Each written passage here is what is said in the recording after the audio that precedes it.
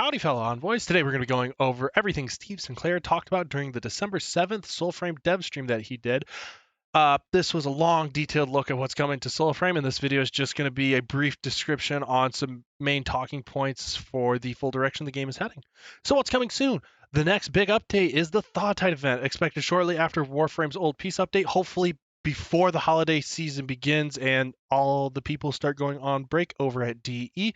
Alongside thawtide, the team is focusing on short-term fixes and polish like the virtue rework going on, reputation and XP tuning, and improving things like enemy respawns in relation to the Agari, lock-on behavior, fixing that, and the regrowth speed of Webbit seeds. They're looking to make that faster and more. So some systems and progressions that they're looking at. Meta progression is getting expanded early next year with better ways to understand the world, the ode, and how collectibles tie into the story. A virtue rework, pact updates, and improvements to Nightfold and the Ancestors are all on the way with more stats. And by stats, I mean with the pacts, they don't really describe what is going on with those, so they're going to be fixing that, and clearer systems planned. World and exploration ode walls will be made easier to navigate with more openings, including doors and gaps. More living world events are coming alongside with some updates to empty ode structures. In reference to that is those tall towers you see. They're looking to fill those out so they're not just big old things sitting out in the open for you.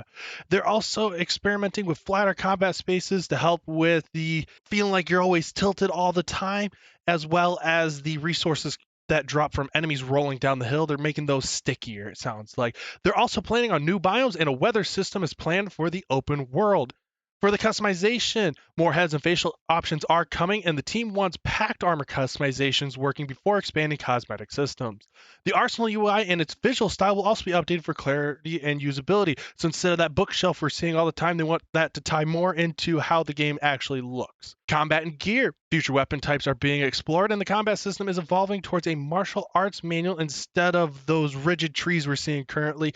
Think of mods from Warframe, and that's kind of how he described it. Stagger, status effects, and lock-on continue to get active tuning.